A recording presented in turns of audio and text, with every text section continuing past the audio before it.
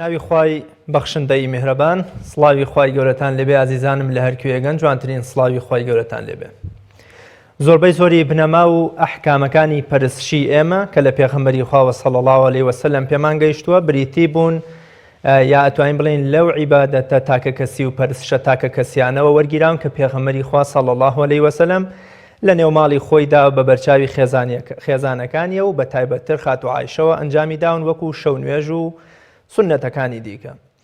بە جۆرێکە خاتو عایشە شەوێک ڕوخساری لە نور چووی پێغەمبەری خوا صلی الله علیه وسلم دەبینێ ئەوەندە جوانە لەبەر خۆیەوە ئەم شیعرەش دەڵێ دەفەرمێ لە میسرێ گەر بیستبایان ئەو دەمی وەسفی جەماڵی تۆ لە بۆ کڕینی یوسف بە بێشک نەیان دەدا پارە. ئەگەر ئەوەی لۆمەی زوڵەیخایان دەکرد ئەمیان بدی باە لە باتی دەست بڕین جەرگ و دڵی خۆیان دەکرد پارە. مەبەستمەوەیەکەوە پەرستش و عیبادەتەکان کە پێغەمبەری خوا صلی الله علیه وسلم لە ماڵەوە کردوونی بوونەتە بنەمایەکی گرنگ بۆ ئێمە. ئێمە لە مەڵقەی بەرنامەکەماندا باس لە چۆنێتی ئەنجامدانی عیبادەت و پەرستشەکانەکەین لە نێو ماڵدا بە تایبەت لە ئێستادا کە عیبادەتە دەستە جەمعیەکانی مزگەوت نەماون. بۆ مەبەستە میوانداری زۆر بەڕێز مامۆستا مەحموود محەممەد زانای ئاینیمان کردووە کە لە شاری سۆرانەوە لەگەڵمان دەبێت ڕاستەخۆ دەچمە سۆران. جەنابی مامۆستا سڵاوی خوات لێبێ، سپاس بەوە دەرفەتەی کە بە ئێمەت بەخشیوە لەو پرسیارەوە دەست پێ دەکەم عیبادەتەکانی نێو ماڵ چۆن ڕێک بخرێن و چۆنێتی ئەنجامدانیان ئەگەر بۆ ئێمە و بۆ بینەرانی ڕوون بکەیتەوە. بسم الله الرحمن الرحيم الحمد لله رب العالمين والصلاة والسلام على سيد المرسلين محمد وعلى آله وصحبه أجمعين. برزان براستي عبادة خواهي جل جلاله هل بنا عبادة أما يدرس كردوا كده فرمي وما خلقت الجن والإنس إلا ليعبدون. براستي ما بستو أمان جهرة قورة لبنا ودرس كردني جنو مروف دا أو بوا كعبادة خواب كان. بەڕاستی خوا پەرستی بە تایبەتی لە ماڵدا خاڵێکی زۆر گرنگە کە باوک و دایک بەڕاستی پێوە هەستن. خۆشەویستی نێوان تاکەکانی خێزان پتەو دەکاتن و هەروەها وا دەکاتن ماڵەکە ماڵێکی خوایبی بە ماڵی موسڵمان قبول بکرێتن وەلای خوا ئەو خێزانە خۆشەویست بێتن ئەو خێزانە بەختەوەری و بەرەکەت و ڕەحمەتی خۆیدا بەسەردا بارێتن فریشتەکانی ڕەحمەت ڕووی تێ بکەن و شەیتانەکان لێ دوورکەونەوە. پێغەمبەری خوا صلی الله علیه وسلم چەند جوانە کە فەرموویەتی لا تجعلوا بيوتكم مقابر، ماڵەکانتان مەکەن بە گۆڕستان. بەڵێ ئەو ماڵی عیبادەتی خوای لێ ناکرێ، نوێژ لێ ناکرێ، شەو نوێژ لێ ناکرێ، قورئانی لێ ناخوێندرێتن، ئەو ماڵە گۆڕستانە لەلایەنی پەروەردەیەوە لەلایەنیەوە خواپەرستیەوە لە زۆربەی بوارەکانی ژیانەی وەک گۆڕستانە خەڵکەکەی بە مردوو حیسابن نەک بە زیندوو. کەواتە مامۆستا ئەو عیبادەتانەی کە ئێمە لەم کاتەدا بە ناچارانە لە مزگەوتەکانەوە هێناومانەتەوە ماڵەکان هەر لە نوێژی جومعە و تا فەرزەکانی دیکەوە کاریگەری هەیە لە ئاراستەکردنێکی دروست و پەروەردەکردنێکی باشی خێزانەکاندا؟ بەڵێ گەر خێزانەکان بیانێ ئەم کاتە جوانە ئەم دەرفەتە جوانە ئەممانەوە لە ماڵ کە دەست بەتاڵی بەڕاستی دەرفەتێکی زێڕینە بۆ ئەوەی دایک و باوک بەگشتی و موسڵمانان بەگشتی بۆ خۆیان سوودی لێوەربگرن و ئیستثماری بکەن. پێغەمبەری خوا صلی الله علیه وسلم و قورئانی پیرۆز کە ئێمەیان پەروەردە کردووە ناوی بڵێن ئێمە چۆن ئەم کاتانە بەسەر بەرین. بەداخەوە خەڵکێک هەیە دەڵێت نازانم من چی بکەم، شتی والە نییە لە ژیانی موسڵماندا کاتی فەراغ نییە. بزان خوای جەلە جەلالوه پێمان دەفەرمێ عیبادەت تەنها لە مزگەوت نییە، عیبادەت تەنها لە دانیشتن نییە، لە خەوتن نییە، لە شەو نێژ نییە. الذين يذكرون الله قياما وقعودا وعلى جنوبهم ويتفكرون في خلق السماوات والأرض ربنا ما خلقت هذا باطلا سبحانك فقنا عذاب النار. ئەوانەی یادی خوا دەکەن، ذکری خوا دەکەن، بەدانیشتن بەپێوە لە کاتی درێژبوون و ورد دەبنەوە بیر دەکەنەوە لە دروستبوونی زەوی و ئاسمانەکان جا ئەو کاتە کە گەورەی خوایان بۆ بە دیار دەکەوێ ئەو کات دەڵێن خوددایە سوبحانەک ئەی چەند پاک و بێگەردی ئەی چەند گەورەی خوددایە دەخوایە ئەی پەروەردگارە لە سزای ئاگر بمان پارێزە.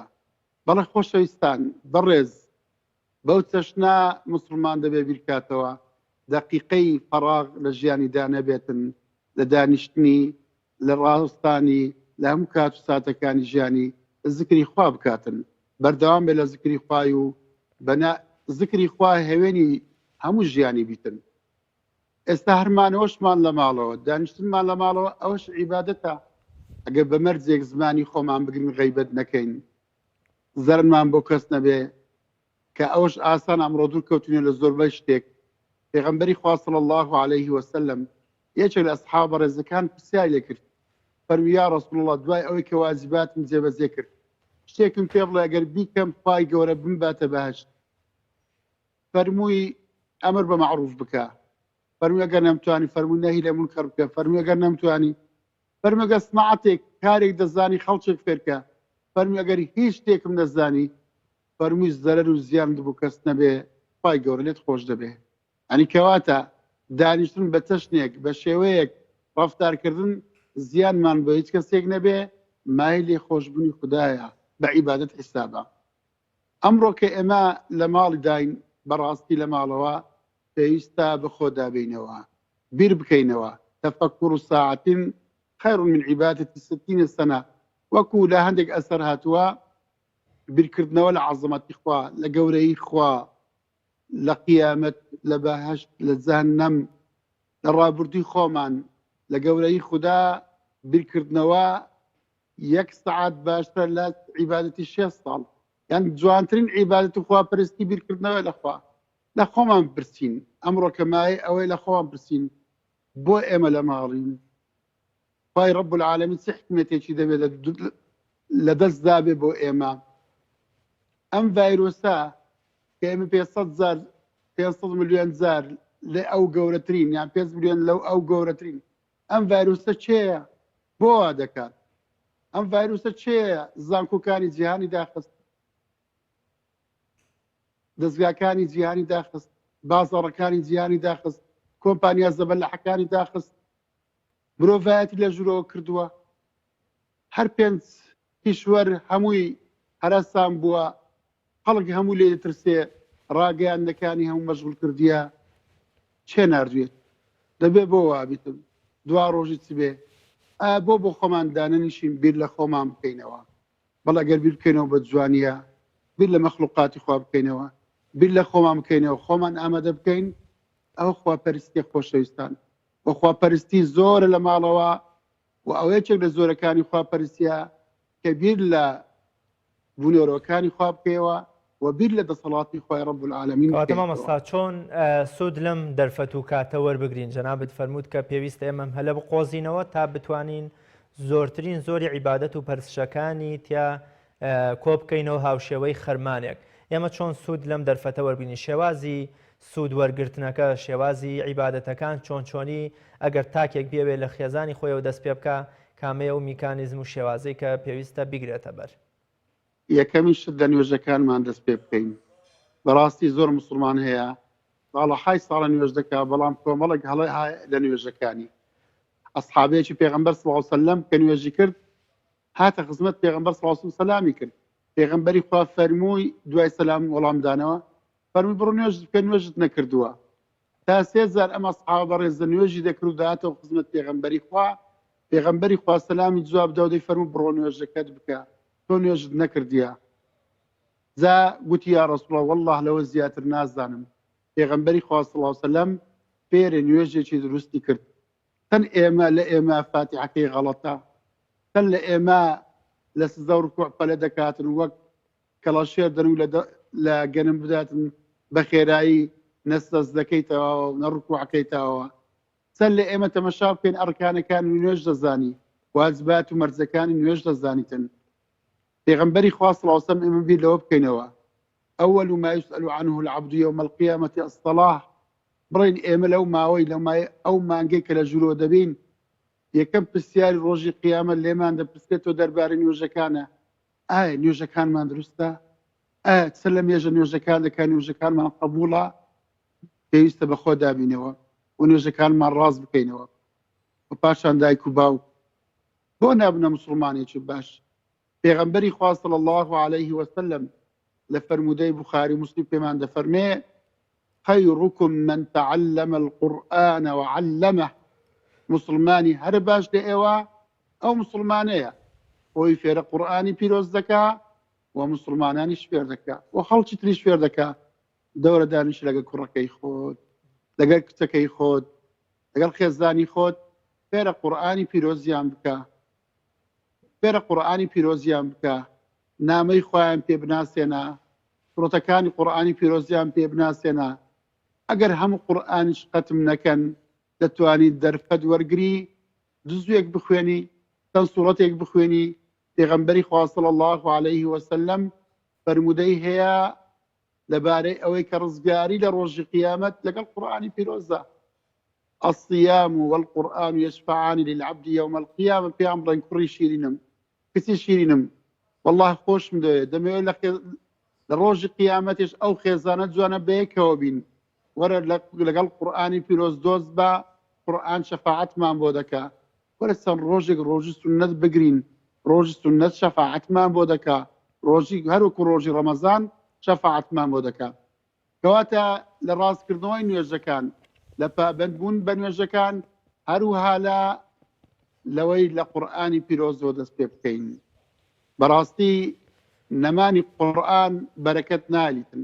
پێغەمبەری خوا صلی الله عليه وسلم دەفەرمێ اقرأوا سورة البقرة فإن أخذها بركة وإن تركها حسرة. دەفەرمێ ئێوە پابەند بن بە خوێندنەوەی سوورەتی البەقەرە کە بەڕاستی پابەندبوون و زۆر خوێندنەوەی بەرەکەتە، بەرەکەتی قورئان. بەڵە قورئان هەمووی بەرەکەتە، هەمووی خێرە، هەمووی خۆشیە. فإن أخذها بركة. بەرەکەتێک کە پێغەمبەر صلی الله عليه وسلم فەرمیدی بۆ خۆمانی لێ بمەشکەین. دوای نوێژەکان ماڵەکانمان بە قورئانی پیرۆز جوانکەین، بە قورئانی پیرۆز بڕازێنینەوە کە بەڕاستی وازێنە لە سوورەتی بەقەرە شەیتان دێنێتە ماڵەوە. زۆر باش مامۆستا. خۆشەویستان، ئەو هەڵە و کەم و کورتیانەی کە ئێمە لە عیبادەت و پەرستشەکانە ڕۆژانە ئەنجام دەدەین و بە خۆشمانی نازانین، ئایا خوێندنەوەی کتێبەکانی تەفسیر بۆ تێگەشتن لە قورئانی پیرۆز، ئەو کتێبانەی کە دەربارەی فقه و پرسوڕاوێژن دەربارەی ئەحکامەکانی نوێژ، یا خوێندنەوەی سیرە و ژیاننامەی پێغەمبەری خوا صلی الله عليه وسلم ڕۆژانە لە ماڵەوە کە ئێستا زۆر ماڵ هەیە کە کتێبەکانی بواری ئاینی تێدان، ئایا ئەمانەش دەچنە چوارچێوەی پەرستش و عیبادەتەکانەوە؟ بەسم وایە شارەزابوون لە ژیانی پێغەمبەری خوا صلی الله عليه وسلم لە تەفسیری قورئان، لە ئەحکام و یاساکانی نوێژ بە عیبادەت و پەرستش بۆ مرۆڤ ئەژمارەکرێن تا مرۆڤ ئێستا سەرقاڵ بێیانەوە و هەڵە و کەموکرتەکانیشی ڕاست بکاتەوە؟ بەڵێ هەرچی مسلمان لە ژیانی خۆیدا بەنێتی خەربیکە بە عیبادەت حسابە، حتا کە لە ماڵەوە دانیشتی کە ئیطاعەی خوا و پێغەمبەری خوا دەکەی و جێبەجێکردنی فەرمانەکانی وەزارەتی تەندروستی، جێبەجێکردنی ڕێنمایەکان کە لە ئولول ئەمرەوە وەردەگرتیە، ئەوەش هەر بە تاعات حسابە، بە عیبادەت حسابە. ئەنی کە لە ماڵەوە دانیشتینە نامانەوێت خۆمان نەخۆشکەوین، نامانەوێت خێزارمان نەخۆشکەوی، نامانەوێت خەڵک بۆ هەیە ئێمەوە تووش نەخۆشی بی، ئەوە عیبادەتە. دوای پێداچوونەوەی نوێژەکانمان، پێداچوونەوەی قورئان، خوێندنەوەی کتێبەکان بەڕاستی بەرەکەتێک دروست دەکات لە ژیانی ئینسان و مرۆڤ نوێ دەکاتەوە. و خوێندنەوەی کتابی فقه، کتێبی حەدیث، ئەوانە بەڕاستی زانایان بە عیبادەتیان داناوە. زانایانی سەلەف لە حتا لە بۆ لاتوونی موسیبەت لە کاتی ناخۆشەکان حەدیثەکانی بوخاریان دەخیندەوە، بوخاریان ختم دەکرد جگە لە قورئانی پیرۆز بەنێتی شیفا، بەنێتی لاتوونی بەڵاو موسیبەت. بەڵێ خوێندنەوەی حەدیثی پێغەمبەر صلی الله عليه وسلم، خوێندنەوەی کتێبی فقهی، بەڵێ عیبادەتە، هیچ گومان لەوەی دانیە کە بەخوا پەرستن حسابە. و ڕاستکردنەوەی هەڵەکان جوانترین شتە کە ئینسان هەڵەکانی خۆی لە نوێژ، هەڵەکانی خۆی لە عیبادەت بتوانێت ڕاست بکاتەوە کە بەختەوەری قیامەتی پێوە ڕەبدا. لەلایەکترەوە خوێندنەوەی ژیانی پێغەمبەر صلی الله عليه وسلم و گوێدانی ژیانی زانایان و پیاوچاکان و ساڵحانی ئومەتە بەڕاستی قوتابخانەیەکی پەروەردەیە گەردەمانەیە بە جوانی منداڵەکانمان پەروەردە بکەین خۆمان پەروەردە بکەین بەڕاستی خوێندنەوەی ژیانی زانایان و لە ژیانی پێغەمبەرانەوە سڵات و سلامی خۆیان لەسەر بێ لە ژیانی ئەسحاب بەڕێزەکانەوە لە ژیانی پیا و بلیمەتەکان بەڕاستی پەروەردەکردنەوە قوتابخانەیەکی جوانی پەروەردەیە بۆ ئەوەی ئینسان فێرە عیبادەت بێ فێرە خواناسی بێ فێرە ئازایەتی بێ فێرە بەخشین بێ فێرە کردەوەی چاک بێتن. زۆر باشە بەڵێ خۆشەویستان ئێوە یازیز و خۆشەویستیش لە ڕێ ئەو ژمارە تەلەفۆنانی کە ئێستا ئەوکارانمان لەسەر شاشەی پێیان پێش چاویەوەی دەخەن دەتوانن پەیوەندی بە بەرنامەکەمانەوە بکەن بەڵام تکایە ئەگەر بتوانن لە چوارچێوەی تەوەرەکەدا کە باز لە چۆنێتی ئەنجامدانی پەرستشەکان لە نێو ماڵەکاندا بەتابەت لەم سەردەمی کەرەنتینەدا پرسیارەکانتان چڕ بکەنەوە پرسیارەکان لەو تەوەرەیەدا بن زۆر سپاسدانەکەم. بەڵێ مامۆستایان بێگومان لە ئێستادا خەڵک بەهۆی نەبوونی جوڵە و چوونە دەرەوە لەوە چێ بەس ئیشی بووەتەوەی کە ئەخوات و ئەخەوێ و واتە پشوێکی باشی هەیە بۆ ئەوەی زاڵ بین بەسەر قەڵەوی و زیادبوونی کێشماندا. پێغەمبەری خوا صلی الله علیه وسلم کردوویەتە سنەتێکی باش بۆ ئومەتەکەی کە لە 13 مانگی عەرەبی و 15 مانگی عەرەبی و لە دووشەمە و پێنجشەمانە باشە بۆ مرۆڤ کە بە ڕۆژوو بێ تا چەند پێویستە ئێمە ڕەچاوی ئەمە بکەین هەم بۆ تەندروستی خۆمان هەم بۆ ئەوەی زیاتر خێزانەکەمان بەرەو خێزانێکی پەروەردەی بەرین تەزکیەی نەفسی خۆمان بکەین ڕۆژوو وەکو یەکێک لە پەرستشە گرنگەکانی یانی پیرۆزی ئیسلام بۆ ئەم کاتە کە هەم ئیسراحەتین هەم لە ماڵەوەین چ خێر و پاداشت و گەورەی و پێگەیەکی هەیە. یەکەمی شت بۆ خوشکانی بەڕێز بە تایبەتی پەیامەکەم زیاتر ئاڕاستی ئەوان دەکەم بەڕاستی دایک لە ناو خێزاندا ڕوڕێکی زۆر گەورەی هەیە خوشکانی بەڕێز بەڕاستی دەتوانن زیاتر کاریگەریان لەسەر منداڵەکانی هەبێتن وەکو دایکانی ئیماندارن وەکو خێزانەکانی پێغەمبەری خوا صلی الله علیه وسلم ڕەفتار بکەن لە عیبادەت ماندوو نەبن شل نەبن سارد نەبنەوە چەند جوانە ئیمام موسلیم ڕەحمەتی خوای لێبێ لە سەحیح خۆی بۆمان دەجێڕێتەوە پێغەمبەر صلی الله علیه وسلم جارێکیان بەیانی زوو لە ماڵ دەرچوو دیتی زوێریەی خێزانی لەسەر بەرماڵ خەریکی تاعاتی خوایە خەریکی عیبادەت و ذکرە پێش نیوەڕۆکە گەڕاوە دیتی زوێریە هەر لە جێگای خۆی دانیشتووە فەرمووی ئەی زوێریە لەو کاتەوە ڕۆژم تا هاتمەوە زۆر خەریکی ذکر و عیبادەتی فەرمووی بەڵێ پێغەمبەری خوا ئەها چەند جوانە ئینسان سارد نەبێتەوە تەنبەڵی نەیگرێتن هەر 10 دقیقەیەک سبحان الله تەسبیحاتێکی کرد بەبێ مێشی لا بێتن و ماندوو بیتن پێویستە ذکری خوا زۆر بکاتن. ئەبوو هورەیرە ڕەحمەتی خوای لێبێ دەفەرمێن ڕۆژانە 12,000 جار تەسبیحاتم دەکرد وەسەبارەت بە ڕۆژوو بەڕاستی بە ڕۆژوو بوون زۆر زۆر شتێکی گرنگە هەم لە لایەنی جەستەوە هەم لە لایەنی ڕوحەوە. تەماشا بکەین پێغەمبەرانی خوا سڵات و سلامی خوای لەسەر بێ زۆر گرنگیان پێداوە و پێغەمبەرمان صلی الله علیه وسلم بە هەمان زۆر باش مامۆستایان دەچمە هەولێر پەیوەندیەکی تەلەفۆنیمان لەگەڵە کاک جەمال لە هەولێر. کاک جەمال سڵاوی خوات لێبێ فەرموو جەنابتان چیتان هەیە بۆ تەوەری بەرنامەکەم.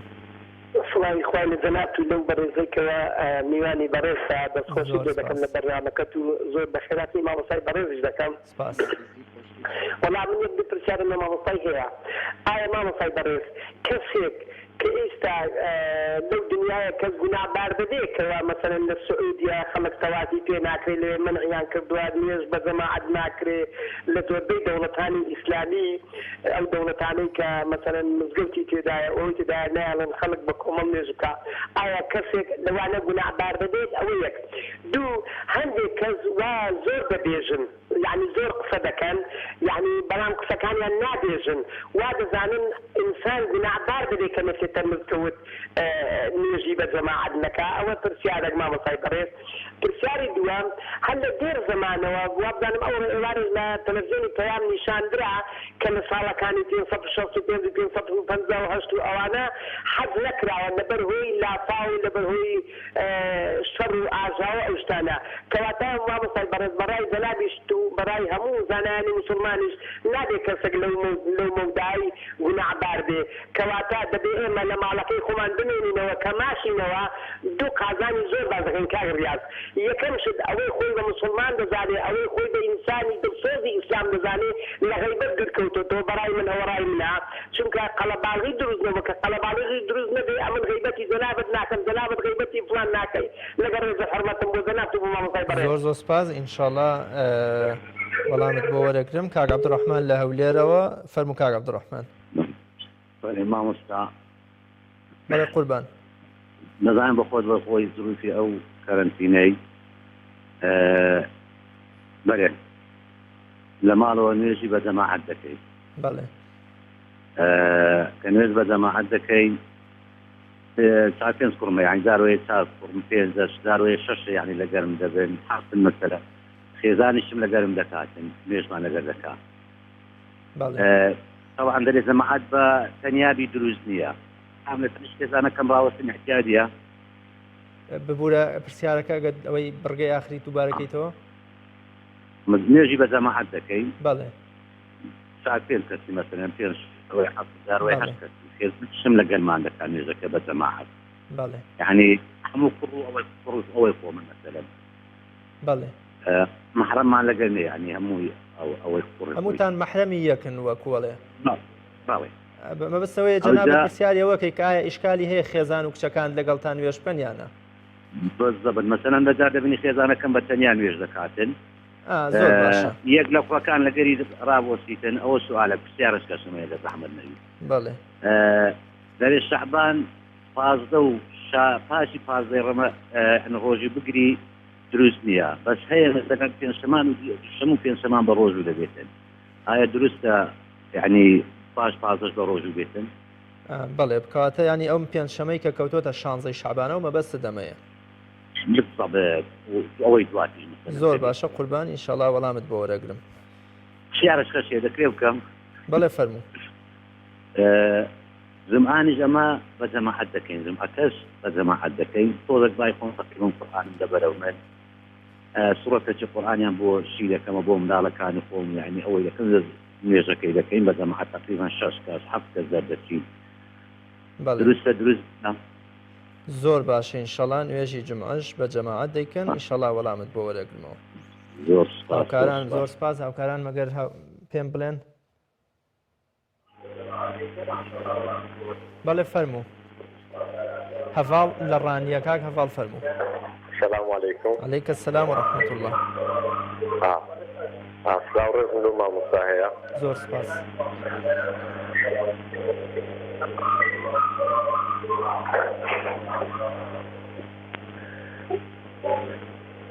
کاگە فاڵ لەگەڵ کەمێک دەنگی تەلەڤیزیۆنەکەت کسکەیت و لە ڕێی مۆبایلەکەەوە قسە لەگەڵ ئێمە بکەی سپاس دەکەم. ئێستا باشە؟ بەڵێ فەرموو. بەڵێ وەڵی ئەم پرسیارێکم بۆ مامۆستا هێبوو. بەڵێ فەرموو.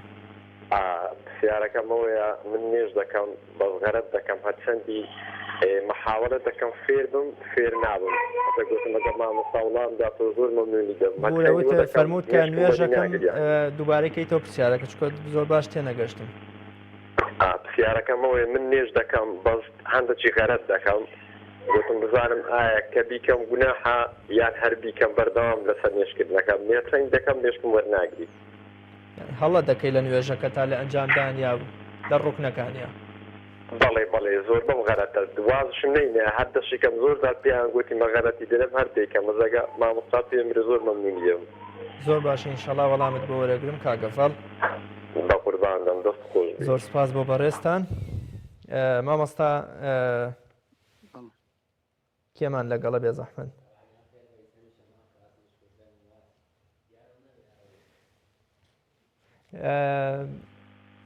ئەبوو یوسف لە گەرمیانم لەگەڵە کاک ئەبوو یوسف فەرموو. پێشێکی دەستخۆشی بەرنامەکەتان لێکم. زۆر زۆر سپاس. ئەزێت نەبێت پرسیارێکمان لە مامۆستای بەڕێزەیە. بەڵێ.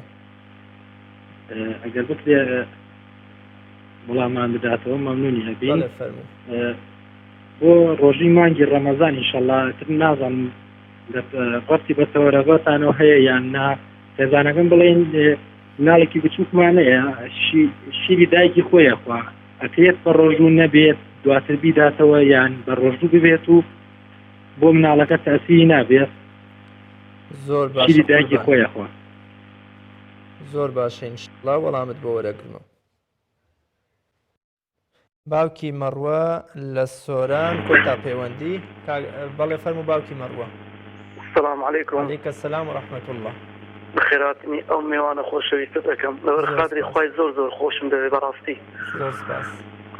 ئینشاڵڵا خوای گەورە عەمری درێژ کە بۆ هەموو مسلمانان. ئامین ئینشاڵڵا. وەڵای من دوو پرسیارم هەبوو. بەڵێ فەرموو. یەکەمین پرسیارم ئەوەیە دڵنیامە هەر کەسێکی لەم زروفەی ئێستا ببەخشیت دڵنیامە ئەم بەڵایە لەسەر ڕائەتێ هەر کەسی لە جێرەی توانای خۆی ئەگەر بە دەستەیەکیش بیت ئەوی هەر کەسێکی زۆر دوعاش بکە و یعنی بەدواداچنەچی لە دوو ژیانی خۆی بکات کە ئێستا بەڕاستی من ینی گیرە دەبووینە ماڵەکەمان یعنی لەسەر لە ماڵی کابرا لە ماڵی خۆی غەیبەتیەکە ئەو غەیبەتیەک یعنی بەڕاستی یعنی ئەم زمانە ئێمەی ڕوخاندووە ینی ئەگەر کەسێک یعنی لە گەڕەکێک یەک کەس قسەی باش بکە دە کەس قسەی خراپ بکە سبحان الله داچینێک لە ژیانەکەی خۆمان بکەین کاکە دەست خۆش شتێکن خوای گەورە ئەو کەناڵی بپارێز. زۆر زۆر سپاس بۆ باوکی مەروە لە سۆران سپاس بۆ بەڕێستان. مامۆستا باسی ئەوەی کردکە لە ئێستادا لە زۆربەی زۆری وڵاتانی دنیا کاک جەمال لە هەولێر ئەوەی پرسیکە خەڵکێکی زۆر هەتا تەوافی کەعبە دەرگای مزگەوتەکان لە وڵاتانی جیهانی ئیسلامی داخراون ئایا تاکەکان بەمە تاوانبارە بن گوناهیانەکەوێتە سەر کە بەڵێ نەخێر گوناهبار نابن چونکە لە هەموو وڵاتەکان لیژنەکانی فتووە لیژنەکانی باڵای فقهی ئیسلامی فتوایان داوە و بە فتووا ئەو شتە جێبەجێکراوە و ئیطاعی ئولی ئەمری خۆیان لە هەر کەس لە وڵاتی خۆی فەرمانی وڵاتی خۆی جێبەجێ دەکا کە زانایان و وەزارەتی تەندروستی و وەزارەت هەتا ڕێکخراوی تەندروستی جیهانی کەەوە پێوە پابەدن و ئاینی ئیسلامیش یەکەم کەسە ینی دینی ئێمە شریعەتی ئێمە فوقهای ئیسلام یەکەم کەسن کە هەوڵیان داوە مسلمانان بپارێزن لە هەموو کارەساتەکان لێرەدا لەو فتوایش پاراستی مرۆڤی تێدایە لەوانێ هەندێک مسلمان بە عاتیفە هەندێشتی سیر باز دەکەن بەڵام دینی عاتیفە نییە دینی عەقڵ و منطیق و زانست و زانیاریە کەس گوناهبار نابێتن بەڵام دەی بە خۆماندا بچینەوە کە خوا بۆ ئیمتیحانە گەورەمان دەکاتن و دوای ئیمتیحانە ئینشاءالله بەخێرتەوە بێ نەک بە شەرتەوە بێ و دەرس و عیبرەتی لێوەربگرین.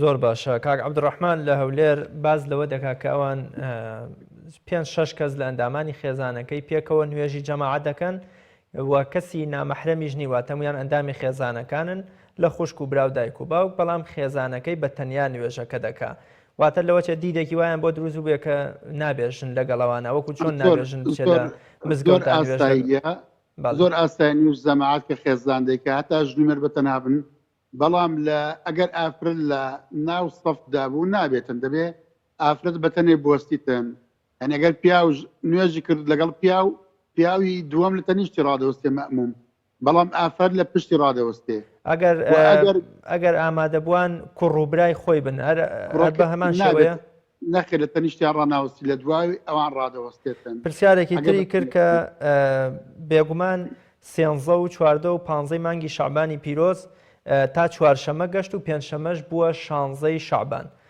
باز لەوە دەکا کە زۆر کە زووتیانە 16 شەعبان دروست نییە بە ڕۆژوو بوونتیایە بەڵام لە هەمان کاتیشا سونەتەکەی پێغەمبەری خوای تیایە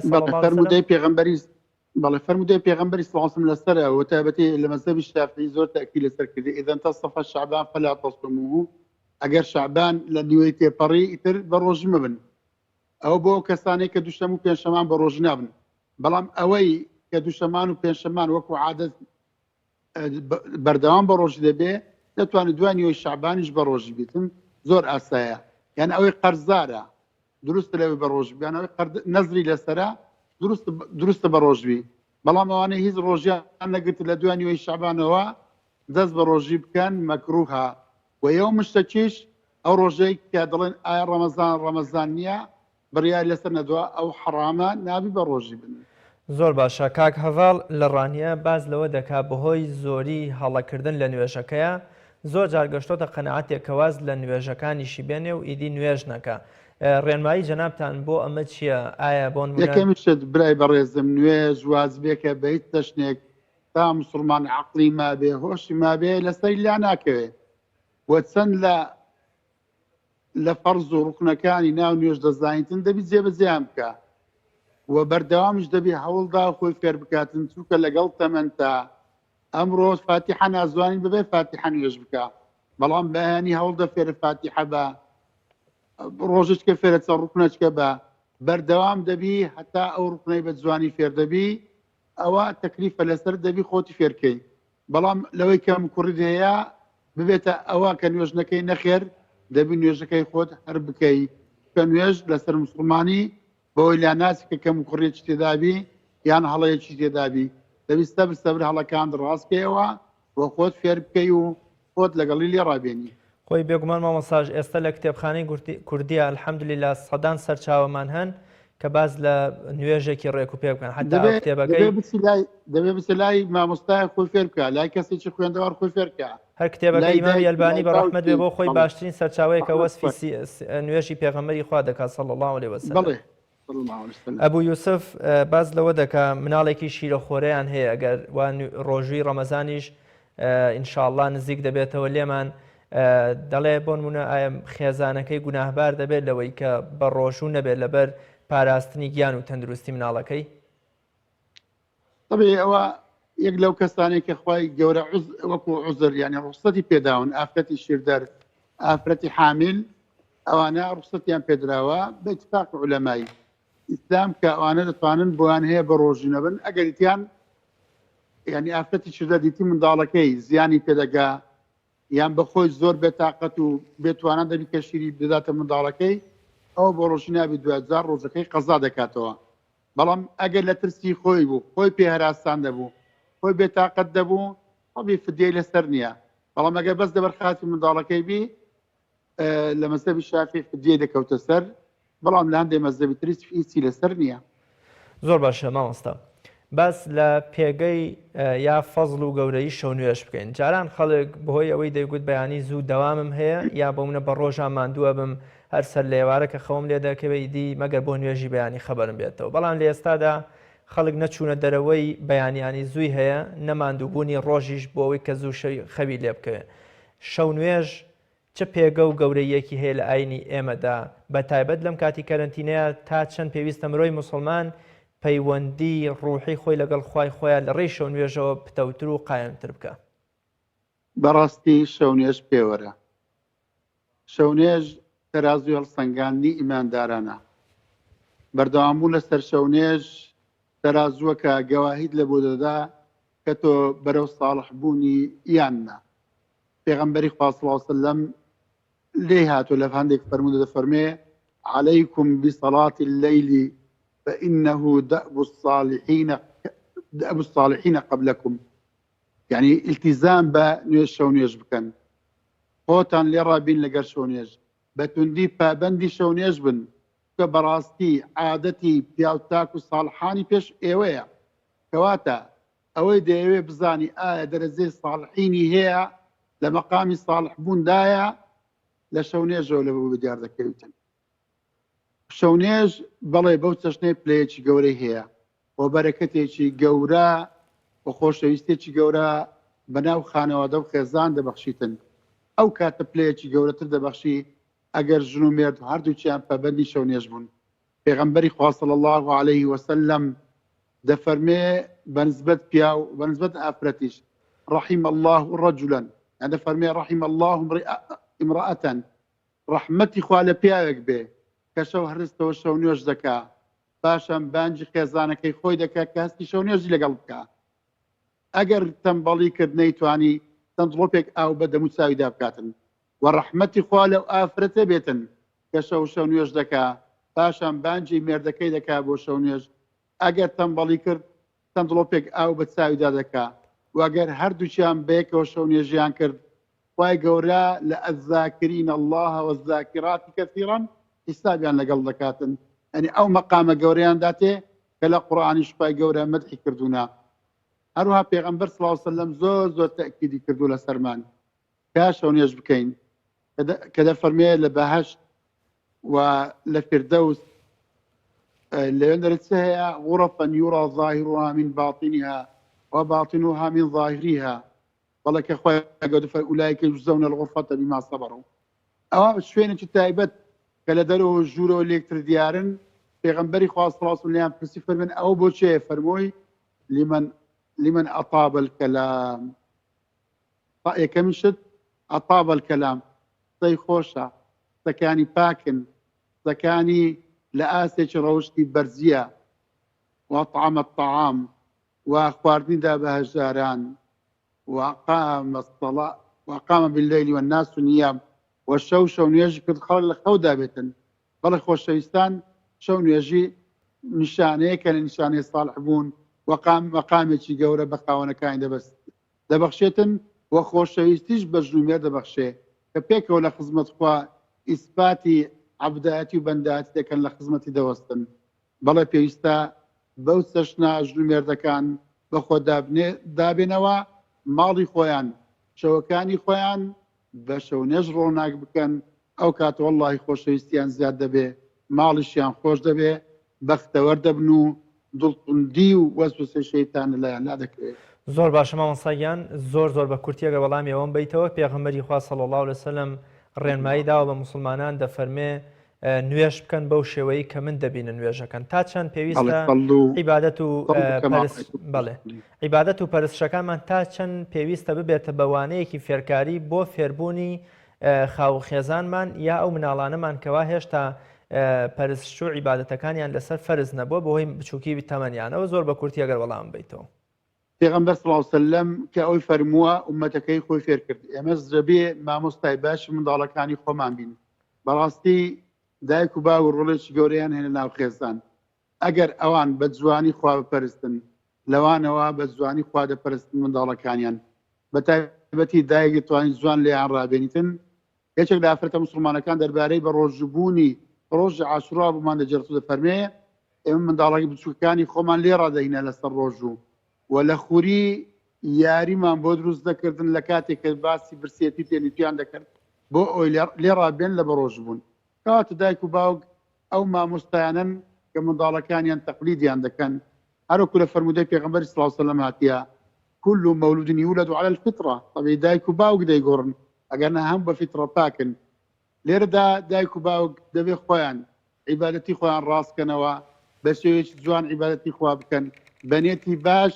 بەنێتێکی ڕاستی خوایی و پاشیان بەو چەشنە لە کتێبە شەرعیەکان سنوور بۆ عیبادەت دانراوە کە زیاد و کەمی تێدا نەکەن و لێشی لا نەدەن بە جوانی خواپەرستی بکەن و خواپەرستیەکەشیان بە جوانی لە کات و ساتی خۆی کە جارێکیان ئەبوو ڕێ ڕەحمەتی خوای لێ بین پیاوێکی بینی کە سزە و ڕکوعی تاوان دەکرد فەرمووی وەڵڵاهی ئەو پیاوە 6 ساڵە نوێژ بکە ئەگەر ئاوا بمرێ تۆبەی لێ نەکاتن لەسەر غەیری ئومەتی محەممەد حەشر دەکرێتن زاکە پێویستە عیبادەتی خۆمان ڕێک و پێک و دروست بکەین بۆ منداڵەکان لە ئێمەوە بە جوانی فێر بن. بەڵێ زۆر سپاس بۆ بەڕێزناوی مامۆستا مەلا مەحموود محەممەد زانای ئاینی کە ئەم شەو لە سۆرانەوە لەگەڵمان بووی زۆر سپاسی بەڕێستانەکە مامۆستاگیان بینەرانی عەزیز و خۆشەویست سپاسی ئەوەش دەکەم کە تا ئەم ساتە بینەری بەرنامەکەمان بوون تا بە یەکگەشتنەوەی تر بەخوای گەورە مێهرەبانتان ئەسپێرم خواتان لەگەڵ.